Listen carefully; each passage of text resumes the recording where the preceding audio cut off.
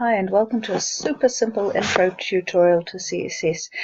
So say I had a website and here's my folder, and in my folder I've got, I've got two web pages, but I'd have as many as I want.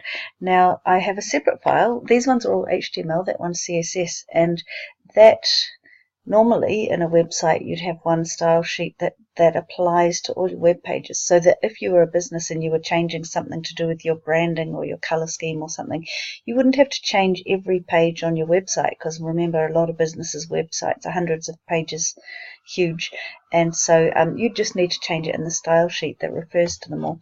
So that is why we often have a separate style sheet. Although you don't have to, you can put your CSS code inside your HTML, but I'm going to show you the way to put it separately. So here's my HTML document. Now firstly I have to tell it to look for this CSS page, and I've saved the line of text because it's faster than typing it in. So I'm going to plonk it in there, and all that does is it tells my web page that there's a style sheet applied to it, and it has to look for a file called style.css, and whatever it finds in that file it'll apply to the page. Now at the moment there is nothing in that file, but there will be in a minute. Now just to check that they're linking, here I'll show you, this is all the web page does at the moment. Now to check that they're talking to each other, I'm going to make a change in this one, and I'm going to make this change apply to the body of the web page. Now the coding is slightly different in CSS. It's curly brackets instead of pointy brackets, and the list of styles that you're going to apply to one particular section of the page all go between these curly brackets. So this says we're talking now about the body of the page, and I want the body of the page to do the following. So I'm going to make it have a background color that is and it's a colon, not an equals, green, and there's no speech marks, so it's a bit different from CSS. Okay, pardon me. Okay, so save that, reload that. Oh, and it's gone green. So we know that they're talking to each other.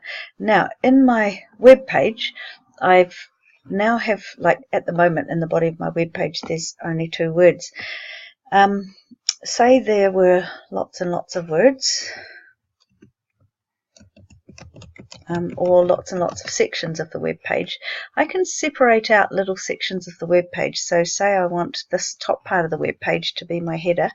I put a tag in front of a section that I want to separate out, and it's called a div, and each div has its own ID, and the ID for this bit will be, I don't know, header.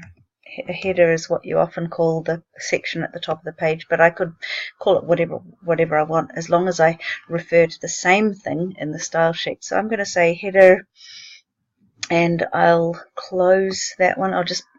I'll close that div just right here, just like that. Okay, so now I have a little section of the page which I can then add styles to.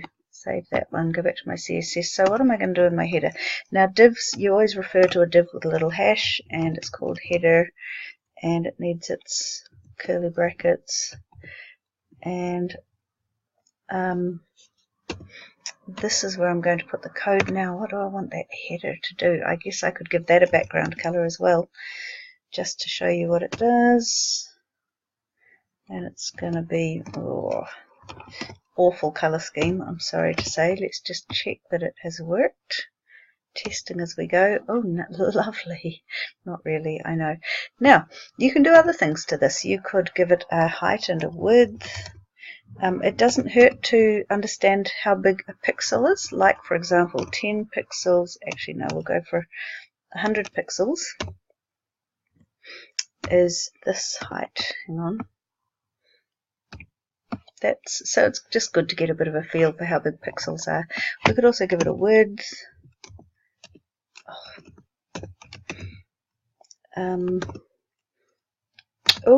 So I could give it a width in pixels, and I will, and then I'll show you another way of doing widths which I quite enjoy. Okay, so 50 pixels is going to be quite small. Oh, it's a very little box. I could also center it. Actually, there's a tricky way of centering things. I wonder if that will work. See if that centers it, otherwise I won't. Oh, nice. Okay. And you'll end up having to look at the W3 Schools site or something similar for all these codes, because there are too many to remember. Some of them are to do with the colors or having a picture background. Some of them are to do with the font in the box, the sizing of the box, the position of the box, all that kind of stuff. There's heaps of different codes. Now, what else was it? Oh, that's right. Before I said I was going to show you the other way of doing a width of something or a height of something.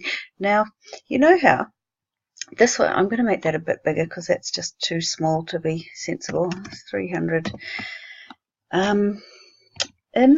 Oops, wrong button. In a web page, you often resize the web page, and at the moment I've set the box to be 300 pixels. No matter what size the web page is, it's still going to be 300 pixels. But I quite like it when the boxes kind of move on the web page to match the size of the page, and you can do that by putting percentages in. So I'm going to say 50%. So that means whatever width the web page is, that box hopefully is going to be half the size of it. Is it going? And it should stretch as the box stretches. So I find that quite fun. So you can use percentages or pixels, whichever one you want when you're talking about dimensions on this.